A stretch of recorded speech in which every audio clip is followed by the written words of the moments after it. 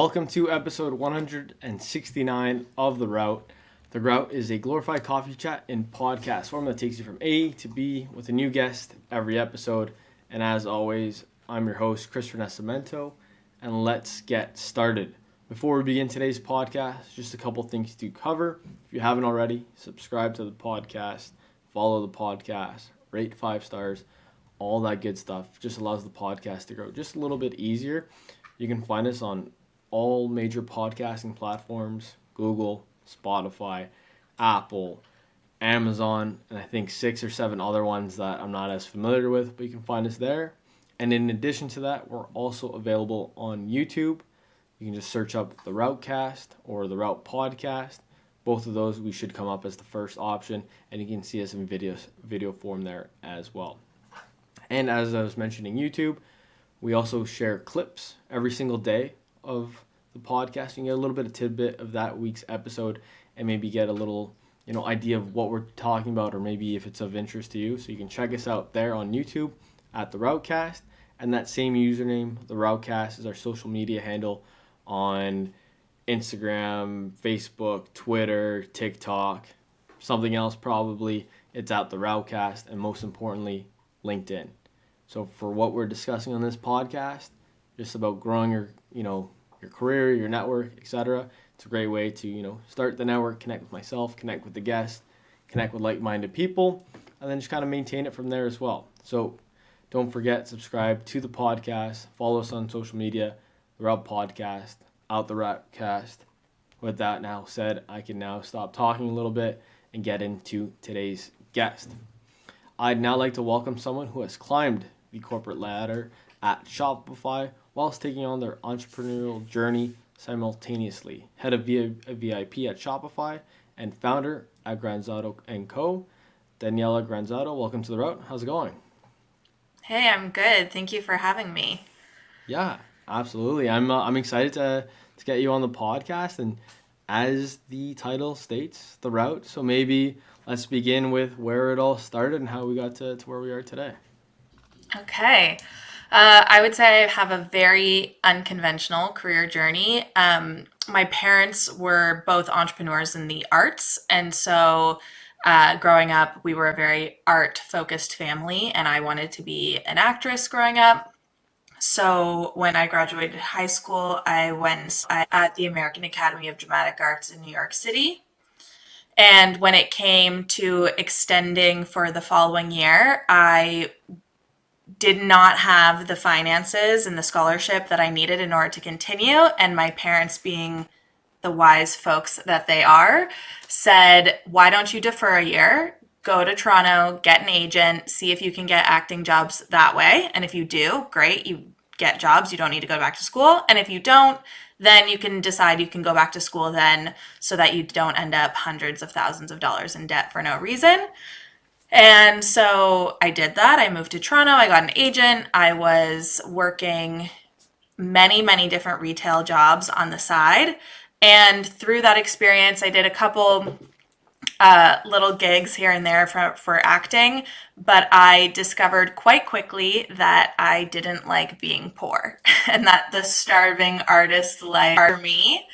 And so one of the businesses my parents owned was a ballroom and Latin dance studio. And one day I was walking down the street in Toronto, in Yorkville, and I was working retail, and I was kind of just frustrated. And I passed by that studio and I was like, why am I working retail? Like, I can go do that. I can teach that. I did that in my sleep for years. So then I started teaching ballroom and Latin dancing, and I did that for quite some time. And a lot of people don't know, but in the particular ballroom and Latin dance industry I was in, it's a commission sales job. So you are paid on commission based on how many dance lessons you sell. And so I did that for almost 2 years, I would say, and then moved back to Ottawa because I wanted to compete professionally again. And there was a partner here in Ottawa that I wanted to compete with. And so to start doing that. When I came back, because I was taking a lot of time to rehearse and train, I was serving and bartending for a very long time. And then at one point, after I'd finished dancing and retired, so to speak, I was just kind of working a bunch of odd jobs. So at one point, I was working at Starbucks and I was bartending, and I would work 5 a.m. to 1:30 at Starbucks. Then I would go home, shower, get ready, work at the restaurant from 4:30 to about 1. Then I would go sleep in my car, and then I would start at Starbucks again the next morning. And I was just like hustling and grinding to do whatever I needed to do. And then from there, I got a job at a hair salon, um, managing the front desk and then managing the salon afterwards. And so at the same time as serving and bartending as well. And then through that, I had learned to do updos for hair, and like just by observing and practicing on some of the stylists when they weren't working. And one of the classes I had taken in theater school was special effects makeup. And so through that, I learned how to do makeup and makeup artistry as well.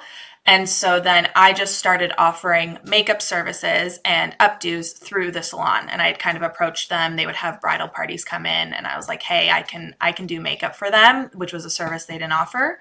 And so I started doing that as well at the salon.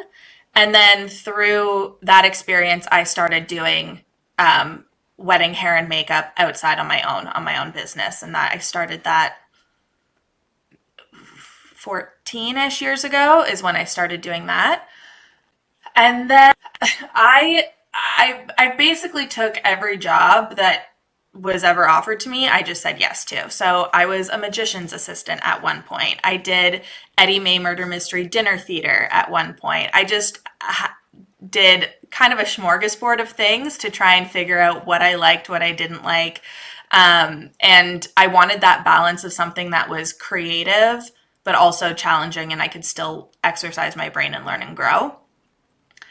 And then from there, I would say my, I guess, quote unquote, big break was when we opened Nordstrom Canada. I had applied to be a department manager, and through 7 or 8 interviews, I finally got the gig to be the department manager for the menswear department. And so they shipped us off to Seattle for 3 months. They showed us how to open the store. And then that's where I had really retail previously, and through also just having like a generic sales background. That's kind of how I got in there. And I was severely underqualified, but for some reason, they decided to take a shot on me. I was the youngest manager by a mile. I think I was 21 when they hired me for that role. I definitely lied about my age, but once they hired me, that's all they got. They were stuck with me. So then I did that, and I did that for about a year and a half. And then I got asked by another company called Indochino, which does made to measure custom men's suiting, to open up their store in Ottawa as well. And so then I did that for, again, about a year and a half, which was a really great experience. But through that time, I had a couple friends that worked at Shopify, and they had encouraged apply for a job, but I wasn't in tech. I had no tech background, no skill sets. I'm technically a theater school dropout, so no post-secondary education. But what appealed to me about Shopify was this idea that you could kind of switch jobs within the company over and over again without having to leave. And so in my previous experience, I had felt that after about a year to a year and a half, I would have learned pretty much everything I felt like I could learn there, and there was no room to grow. And so that's what the appeal to Shopify was for me. And so I applied to a various number of roles, but the one that felt the most fitting was in recruiting, because I had so much experience from hiring from my previous jobs. And so I applied 7 times before they let me in. And on my 7th cover letter, I had shared that I had 9. So just let me know when you're ready for those ones too. And so my first gig was as an executive recruiting coordinator. That particular year, we were hiring three different C suites. And so my job was to um, coordinate their interviews with all the internal executives, coordinate their travel. At that time, we would ask executives to relocate to Ottawa. So we would also give them a full like tour and itinerary of the city, show them where they could buy a house and what schools were in the area, that sort of thing. And so I did that for about a year. And then the executive assistant, we call them expansion packs at Shopify, but for the chief operating officer was going on mat leave, and she asked if I wanted to take on that role. So then I said yes. I took on that role. I was the executive assistant to the COO for and then he got promoted to president. So then I became the executive assistant to the president for a year. And then as his role shifted, so did the roles and responsibilities of his office. And I became his manager and head of communications. And so I oversaw all of his social media platforms. I had a team that would oversee his social media platforms. I did a ton of ghostwriting for him. And I basically handled all external PR and communications for him. And I did that for 2 years, about. And then 2 years ago, I kind of surfaced a problem within the organization, and I got a tap on the shoulder to build a brand new team, which is what I have now as the head of the IP at Shopify. Yeah, that's quite the route to date, and I'm glad you're able to kind of share it all so far. So thank you for that. And obviously, I want to dive into your time now at Shopify, but with every guest, I love going back to the beginning, and we'll work our way through it. So I have a couple of questions I already know I have here, but the first question I usually like to ask is: was there ever a time where you had maybe other ideas in mind, right? Like I know when I was a kid, I was like, oh, I'd love to be a hockey player or like a sports agent or some type of thing like that. And then I don't know, reality, let's say hits, and I was like, oh, maybe I should just be an engineer and accountant. Did you ever have maybe different dreams, or was it always kind of going down the lane of becoming like an actress, as you first mentioned? Yeah, it was definitely dancer, actor. I specifically wanted to be on Broadway doing musical theater. The kind of triple threat thing was the goal. I had trained my whole life up until I was 18 doing that. But to be honest, I really struggled with it because I knew how, like, the combination of luck and timing to be successful in that industry, you can't just outwork everyone. It's because it's so opinion based. And so in high school, I took every career aptitude test you could possibly think of because I was trying to find something else that I wanted to do that was exciting to me, that was a little bit more secure, so to speak. Yeah, and I guess with that, did you find anything that like maybe would have sparked your interest initially, that maybe even aligned to what you're doing today, or not really? No, but I think which was very frustrating. And I also have a qualm with the education system and how, like, my job would never show up on a career aptitude test. And the fact that this job even exists is awesome. And I think when you're 18, you don't even know we're an option to you. But I think throughout every single job that I ever had, I was very cognizant to pull out, okay, what do I like about this job? What do I not like about this job? And how can I find those characteristics in something else? And so, where I kind of landed in the end, which got me to where I am now, was the blend of something that allows me creativity and autonomy, but also exercises my brain in a way that is more stimulating than just performing for someone else. Yeah, no, I can for sure get that. And to be honest, I felt this exact same way when I was in school. I remember I like sports growing up. I kind of mentioned that earlier, and I wanted to kind of go down that lane initially, but then I had like a professor who said, "Hey, like you should leave that as a hobby, and you're good at business. Like just go become an accountant." I was like, "Okay, fine." And then as I started speaking to people, I didn't realize there was this whole industry and all these different type of like a sports marketing like manager. I think I came across that one time, and I was like, "Holy shit!" Like I want to do that, right? I never knew that was a thing until I was Mm-hmm. like 22 or 20, whatever I was at the time. And that's like the whole thing where it just opens your eyes from having these conversations. So I definitely understand what you're saying there from those career aptitude tests. And then I guess building on that and bringing back to your route, I think you kind of mentioned how maybe the whole time you kind of had an eye of, hey, like, is there another way that I can, strike this chord without having to go down this lane of, starving artists, I think, as you mentioned. But when you're, let's say, walking by your parents' ballroom studio, did you have like a built up thought process leading to it where like, hey, I'm going to switch to this? Or was it like an in the moment decision where like, you know what, I'm making the jump now and I'm going to change lanes? I did have two. So my parents owned a ballroom and line dance studio and a theater, which did produced plays and shows and stuff like that. And so I was fortunate in the sense that my parents did have successful businesses in the arts. And so I knew it was possible. I just didn't know it wasn't necessarily going to look like what I thought it was going to look like.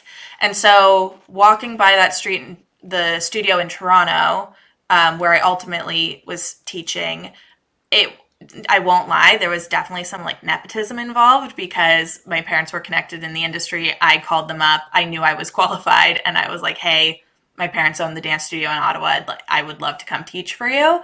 Um, but I think it was at that point where I was like, I'm working retail evenings and teaching ballroom and Latin dances also evenings, but I knew it was commission sales. And so it's like, if my evenings are shot anyways, I'd rather do it way that I'm passionate about that I know I can make way more money in than a minimum wage retail gig. And so that was kind of the transition from one to the other for me. Yeah, no, that I can see that. And I feel like as you're mentioning that there, I wonder, like, just listening back to, like, all the different routes in my head, like, talking to all these different guests, I feel like a lot of the times there's, like, that, like, mirror shattering moment, if that makes sense, where people realize, hey, like, this vision that I had, like, when I was a student or when I was, like, 16, 17, coming out of high school, whatever, of what I thought my career would be, like, hey, I'm going to be a CEO in 10 years because X, Y, Z, right? There's a moment that it kind of shatters. You're like, hey, like, I don't know if that's the best fit for me, right? And I guess as you kind of went down that, I think a lot of people experienced that. I think I did too. How did that start going from there? Because I think you were then mentioning, you're working at Starbucks, like following the ballroom dancing lessons and the selling of the course. But then you went to like Starbucks and then working at the restaurant and then sleeping in your car, I think you mentioned too. What was Mm-hmm. that period like? Because that sounds pretty intense as well. Yeah, I think at my core, I'm just a hustler, and I think that was maybe one of the things that theater school did teach me is I am, and similarly to when I applied 7 times, I'm a pro at rejection. Anyone that wants to be an actress, like you just get rejected day after day after day. And so it was no sweat off my back if I was gonna make something work, which at that stage where I was bartending and working at Starbucks, I really didn't know what I was going to do. At that moment it was like, okay, I have no skill set on paper, and if I'm going to either start my own business or if I want to go back to acting or whatever need to do, I just need money. And so time, which was probably a year where I was doing both, and then it got to the point where one day I understandably so, fell asleep steaming milk. And then I was like, okay, something's got to give here. Like my body is shutting down. So that was just all I was doing then. It was just like collecting cash for a chunk of time to try and figure out what my next move was going to be. And I had thought at that time probably I was going to just do wedding hair and makeup exclusively and build the business out from that standpoint. But I don't know what prevented me, but I just thought at the time I just needed to keep working for someone else to keep learning. Yeah, and funny enough, I feel like as I like the more and more I do these episodes, and I try to get guests from all sorts of different industries, all different types of jobs, experiences, etc. But it's crazy how similar, let's say, the lessons people have throughout their career, or even like let's say life. Where the thing you're saying about rejection, like I don't even know how many guests I've had now. They're like, get comfortable with no's, right? Because they're like it's gonna pay so much dividends in the future, as you were mentioning there, or even Mm-hmm.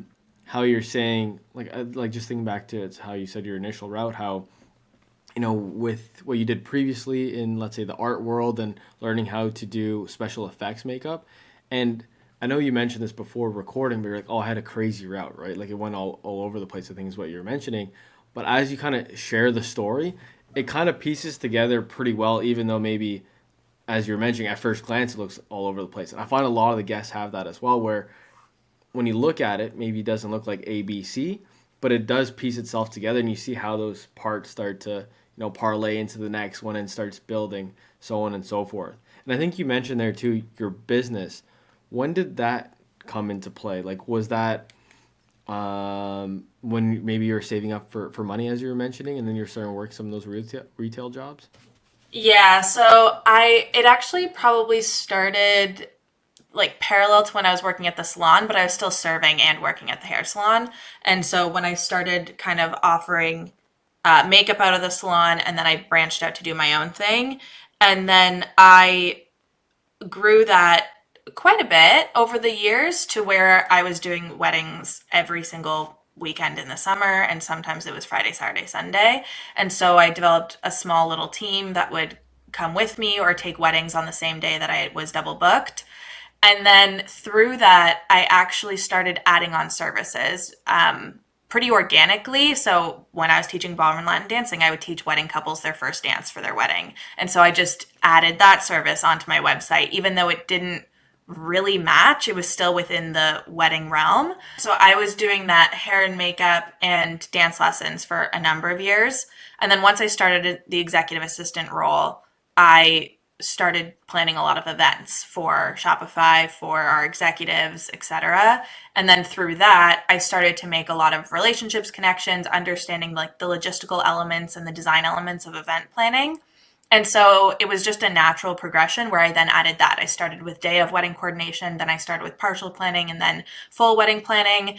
And then fast forward to today, we actually dropped all the other services and we just do full wedding and event planning. And that is what is now Granzotto and Company. Yeah, no, that's very cool, and I think that kind of just blends into what we were saying earlier too, just how like it all starts to build off of each other, right? Just your business doing the hair and makeup, and then what you're then doing with Shopify, so on and so forth. Was there ever a time, I like maybe when you first started applying to Shopify, was it that seventh time you're like, hey, like this does parlay well into this recruitment role because of what I was doing in retail? Or like, did you ever have that moment where like, hey, like this is why I'm a good fit? I think, I mean, I now in hindsight believe that almost every skill is transferable into something else. So I don't think I was self-aware enough at the time to be like these are my transferable skills. I was young and I was just like, I will outwork everyone else. Like, and I'm gonna, tenacity and persistence is key. So if I keep annoying you enough times, eventually you're gonna get sick of me and hire me. Um, and that was kind of my motto. But I do think, like, throughout the interview process, because I'd set in order to get the job here at Shopify, I think that's probably what came out was my ability to read and engage with people, and I had a lot of experience working with complete strangers, whether it's weddings or teaching dance and customers at any retail store, and then being able to essentially sell them on coming to Ottawa and coming to Shopify. That's probably what got me in from a recruiting standpoint. Yeah, no, and I think as you're mentioning that there, I'm sure like I even can relate to that, but even like the other people listening, I'm sure they do as well, right? Where like I'll use a personal example right now where I was doing my sports marketing agency primarily, then I realized, hey, like this isn't gonna go the distance, and I have to like reposition it and also maybe start getting some skills elsewhere and starting to see like what can I else can I do, and that's when I went to the tech sales. And initially I was very like, let's say timid or a wounded calf is what I'd like to say, right? Because I was like, hey, like I know I can do these skills, but is it transferable, right? Because I was doing something different. I was having my own business, and then once I actually got in, they're like, oh yeah, like no shit, this is transferable. Like I'm gonna kill this. But then you don't have that confidence because you don't know what you don't know to an extent, right? I think is what you're kind of getting at. Yeah, I Yeah. definitely believe in fake it till you make it, which Yeah. is, depending on who you ask, a good idea or a bad idea. But I think even when I got hired at Nordstrom, like reading the job description, it was nothing that maybe I hadn't done it before, but when I read it, I was like, it's not like I can't do this. And so my objective then was just to sell them on the fact that I could versus tell them about the previous experience I had that I did do it. And so I don't know. I think if you see something that you think you are capable of doing, you should just try and pitch that you can do it. And if you fail, I mean, you got nothing to lose.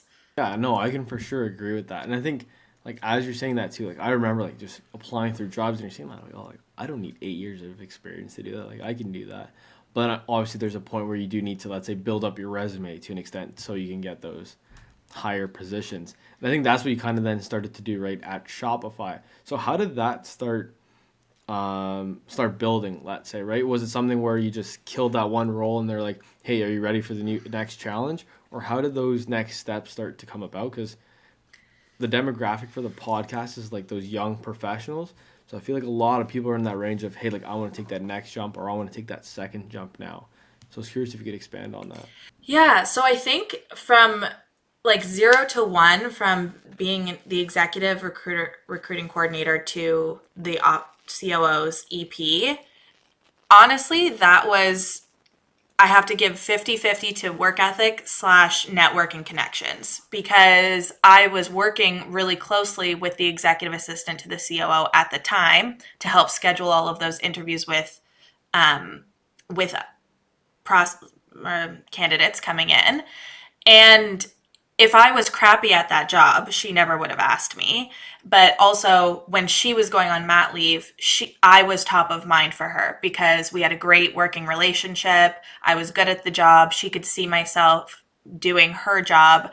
And so I think the fact that like I didn't even have to apply, I was asked because of my work ethic and the connection and relationship I had with her already, that got me a lot farther than if I had just been killing it at my job but not building and relationships with the other coworkers and peers around me.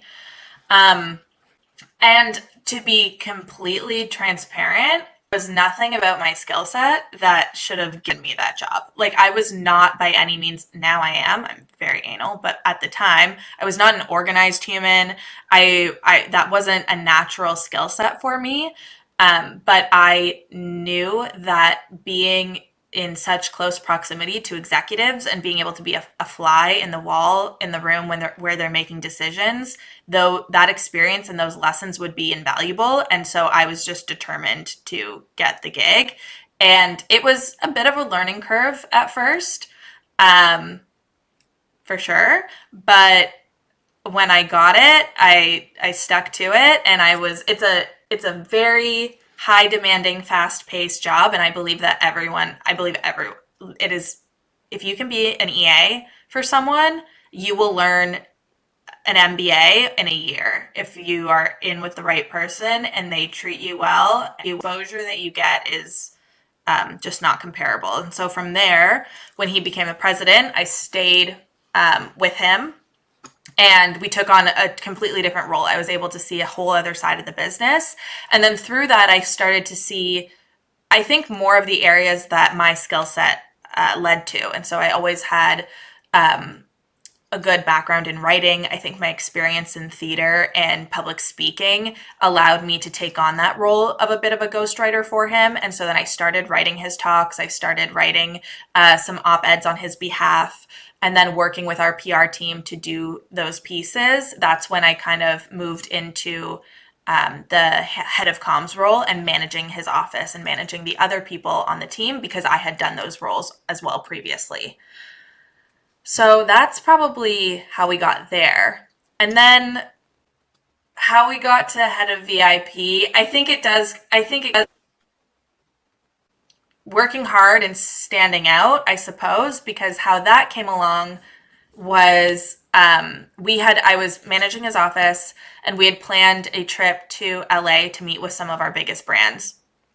And we often talk about or we did at the time, talked about the same like 5 or 6 big brands over and over again. And I was very familiar with them because we would use them on television and all of those things. And so I had pulled a list of our top 30 brands that use our platform.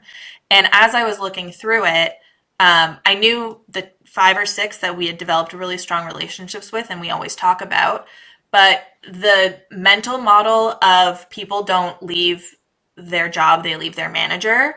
To flip it in reverse, people were going to leave us because we didn't have relationships with these brands and they didn't feel a personal connection to us versus the other way around. And so I had a gap missing with the other, let's say 25 or however many I pulled brands at the time. And so I kind of brought that up to the president at the time. And I was like, hey, this is an issue. Like, we don't have personal relationships with the biggest brands on our platform. And they should know us because people want to do business with humans rather than just a software or a platform. And he was like, yep, you're right. That's a problem. Go fix it. And I was like, well, I wasn't really asking for a new job, but since I did bring up the problem, yeah, cool, I'll go fix it. And so that's really how it started. It was a really 0 to 1 team. It took us about probably a year before we finally had an actual program offering and services for internal and external teams and like formed KPIs and objectives before we actually landed on our feet. But the first chunk of time was a lot of, okay, how can we, it was basically market research. What do these brands want? How can we help them? Where are the gaps? And how can we help fill them both internally with Shopify and then externally with the brand? Yeah, and there's so many points I want to get into that. So I do want to get into the role you just mentioned that you're in now, but there were some things that you were mentioning earlier about how those roles kind of came about that I want to touch on before we get into, your current position. I think Sure. one of the things you're mentioning was how important like the networking was and just building those personal relationships. And I think that's a huge point to kind of just touch on for those listening, just because like whether it's my friends or even let's say colleagues I have at work, like even let's say just their LinkedIn, like you'll look at it and they don't really touch it once they get the job. They're like, okay, I'm done. But then when they have to go look for a job or they want to maybe start growing, they're like, oh, let me get active again. But that's not really how networking works. So I think that's cool that you mentioned that how that was a huge role for it. And then also, I think one of the things you were mentioning just in regards to maybe one of the first jumps you made, how you didn't feel really qualified for it and it was very overwhelming and had a huge learning curve. I think that's kind of a neat thing to dive in on because I remember my first networking event ever. I was 19. I went to Toronto. I was scared shitless going to it. Like I didn't know what to do. Like I was texting my dad. I'm like, hey, like what do I do? And he's like, go talk to the first person you see. And the advice I got from that, like the one that sticks to me is, they're like always apply for jobs you're underqualified for because you're gonna grow within that role or you're gonna fill in to that role. Is maybe a bit better way to say it. I think that's kind of cool how you're mentioning that kind of came about with time too, and then the experiences within the building too, right? I think that's kind of neat. So building into that, that's how your role kind of came to be, which is what you're just touching on. I wanted to dive into that a bit further, right? And how it kind of came about where, you saw the problem, you positioned it, and then they said, hey, you can go fix it. Is that kind of the mentality that's there at Shopify and maybe one of the unique things that you have by working there? Yeah, I think I've been very fortunate in that because of where I sat in the organization, I was offered a lot of autonomy. And so as long as I could back up my decisions with a business case and they made sense both for Shopify, if we kind of say you put everything through the filter of like Shopify team self. And so is this benefiting Shopify? Is it benefiting the team? And then is it benefiting you? And that's kind of how I've put everything through that filter. And so as long as I could back it up for all of those 3 points, then we could at least test it and test the waters. And if for a significant amount of time, and if it fails, cool, we learn from that failure, a successful discovery of something that did not work, and then we move on. And so I think bringing up that problem, if you bring a problem to someone, especially at the executive level, you actually don't bring a problem, you bring three solutions and then you let them choose. And so that's typically how you deal with executives, and that's how I train people to deal with executives. Is there is no such thing as a problem, there's options on solutions, and then they get to pick. And so I maybe did not follow my own advice in that moment where I was like, this is an issue. And then I was, taught very quickly that, great, you are the fixer of this problem, go do it. And so I was doing both for a while. There was probably a 6-month period where I was transitioning of trying to figure out, okay, what does this thing even think? Is there anything actually here that's substantial enough to drive a team and another part of the business forward? Or is this not necessarily a high priority and needed, and I can continue on with the job that I was already doing? Yeah, and if you don't mind, maybe we can kind of take a step back and just going back to that point of when dealing with executives. I think that's a cool thing to touch on for myself, those listening, whoever, right? Like positioning the form of three solutions. So how would you go about that? Let's say you walk into, their office. Would you say, here's the problem, these are three solutions? Or you just say, hey, these are three solutions, which one do you want? Like for someone listening. Yeah, depends. I'm trying to think of like an example that I could use. I think I would position it of, we've come across this thing. Here are your two options on how we can fix it that get you that. And so you already solved it for them. There's always option C where maybe they have more context than you, or they want to solve it in a different way. But you've done all of the groundwork of collecting all of the research and the facts that they need to know in advance in order to make the appropriate decision.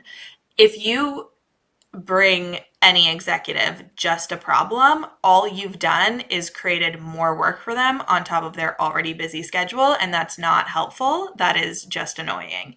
And so the idea, especially when I was an EA, and this is why I think being an EA is such a crucial role, is like my job was to pretend I was the COO of the company and ask every single question I needed to in advance, so that if he asked me a question, I would already have the answer. And so your job is to think 3 steps ahead of them, you think they're going to think and what you think they're going to want to know, so that you're always prepared and you never have to say, I don't know, or I'll go get that for you. And sometimes you say, like, give me a sec, I'll find out. But if you can think like it's your job, you are going to get to the answers and also build that credibility a lot faster. Yeah, and I can definitely see how that would then lead to the road you're in now, right? Where, you had, let's say a problem and you kind of positioned it and they said, go fix it. How did that look like? Because I think you touched on you had to go and essentially go build that department, the KPIs, and what that really kind of looked like for that role. Do you mind maybe diving into that? Because that's kind of a cool thing, right? Where maybe other people that are listening might have maybe solutions to the company, but they're like, man, like I don't know how I'd go about to actually solving that problem. So what did that kind of look like for you? Yeah, good question. It started with a ton of internally and externally. So some of it we had already known. We had heard some feedback from some of our brands on what we could be doing better. And so I had been keeping running docs of that anyways. And so that context I already had. And then I honestly went to our org chart internally and just started hand selecting people that had close relationships to the merchants, or were really close to working with our biggest merchants. And I just started chatting with them. And I was like, hey, based on either where you came from or your experience, what are we missing? Like, what is part of an experience that people usually give their top merchants that we're just not, or brands or customers, whoever, that we're just not delivering on? And through that, I started to get a better understanding of, okay, these are the gaps that we have. These are the areas that need filled from a service offering perspective. And then through that as well, I would ask them, and who in your mind, out of anyone in the company, is the one person you think would be able to help solve this? And so what I was doing at the same time, inadvertently, was collecting my little roster for my team of who I would want to onboard and hire and bring over to me should that be the next step needed at the time. And so I'd ask a couple people around, okay, who's the best strategy lead in the account like executive team when it comes to working with brands? And they were like, oh, it's Jess. And so like enough people say Jess, and they're like, cool, I'm gonna go tap Jess on the shoulder and see if she wants to come join this team. And so that's kind of how, I went about asking the questions and then building the team as the first step. Yeah, that's a great way to kind of go about it. And I guess the last question I have in regards to your route, and then I have two questions I'd like to wrap up with every guest. What does the role kind of look like, today? So let's say someone's tuning in right now, they're hopping into the podcast, surprisingly at the 41-minute mark, and then they're like, hey, what is the head of Shopify VIP? What could you say to them?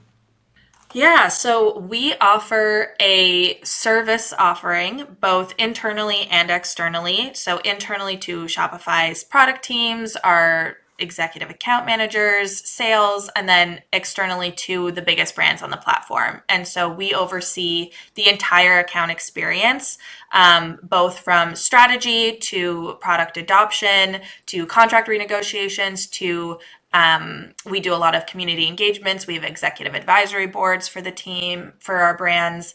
And then we do a lot of cross-sell initiatives with marketing and PR with both the brands, introducing brands that could do collabs to each other. And then also with us amplifying their story a lot more on how they grew on our platform at Shopify.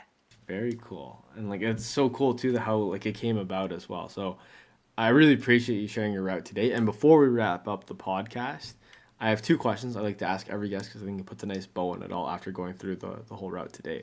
So This is episode 169. I've said this 168 times. I'm going to live until I'm 103.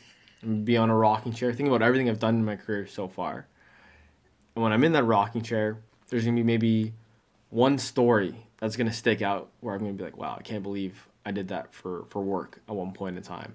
If you're in that same position, Daniella is 103 on the rocking chair, thinking about your career to date so far, what's one story that you'd be like, whoa, I can't believe that was my job or something I did at work, and you'd obviously remember it at that age? That's a good question. I have two. I think one is pretty quick. Like I touched on it super briefly, but when I was a magician's assistant, the fact that like that was a job that I had where I literally traveled around, Ontario, getting into a box, getting cut up, and then popping out, and like that was a paid gig. I did it for to some time. That's probably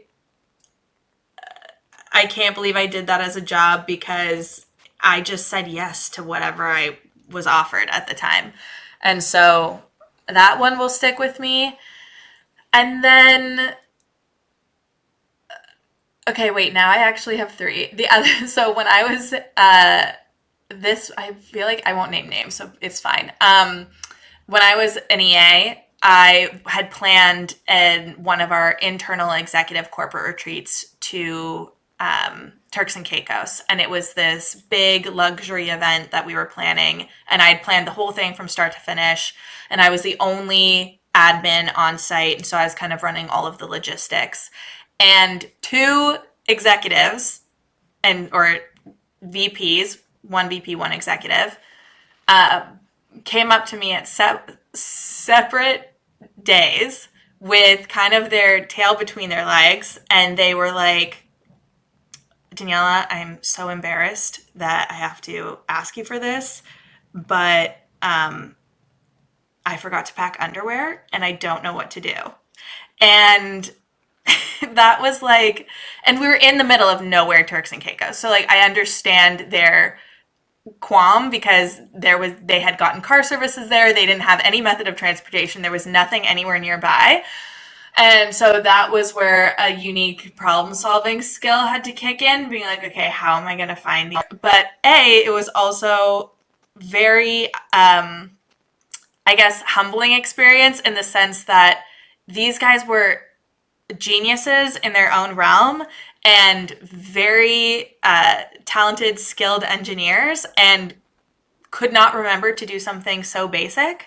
And that kind of helped validate my skill set, I guess, in that regard. Is like, okay, being overseeing logistics and making sure that nobody ever forgets anything is a skill set, and it's important. And it also made me realize that never underestimate how much over planning you can do to make someone's life easier. Because that lesson for me was I should probably have sent everyone a packing checklist, and I didn't. But if I had, we would not be in this position. And so it's always a lesson on, okay, how can I have done this better? And then I would say the last one, I had a day in my job currently, not too long ago, where in the same day I had a high profile meeting at Google, a high profile meeting at Meta, a meeting with Ryan Reynolds, and a meeting with another celebrity that I'm not allowed to name at the moment. And all of that happened in one day, and I just went from meeting to meeting to meeting. And I kind of had to take a step back and be like, it is very crazy that I've touched all of these huge companies with very senior people and or celebrities in one day, and they all have our platform in common, but they all have completely different use cases and completely different needs, and yet they all fall under my purview. And so that's probably something that I'll think about. Yeah, that's awesome. I love all of those stories. And that kind of bleeds into the next story perfectly, where, we went into the future. We thought about all these crazy stories that happened to date so far. Let's say we were to go back in time. You would speak to, let's say, a 16-year-old version of yourself. I'm sure you'd share these stories as well. But instead of a story, what's one piece of advice that you've now learned that if you could share with a younger Daniela, you'd be like, hey, like, this is one thing I've learned to date so far that I think you should know now because it's gonna, be very beneficial going forward. I think, okay, again, two. One may be controversial, but like education in today's day and age, if you want to be a doctor, you need to be educated. But there are so many jobs out there that if you are committed to learning your craft, like there are endless resources out there that don't require education, and I just don't believe it's necessary. And I think it's great if that's what you want to pursue. I think it can open up a lot of doors in terms of connections and network that you're probably going to have to work harder for individually if you don't pursue that route.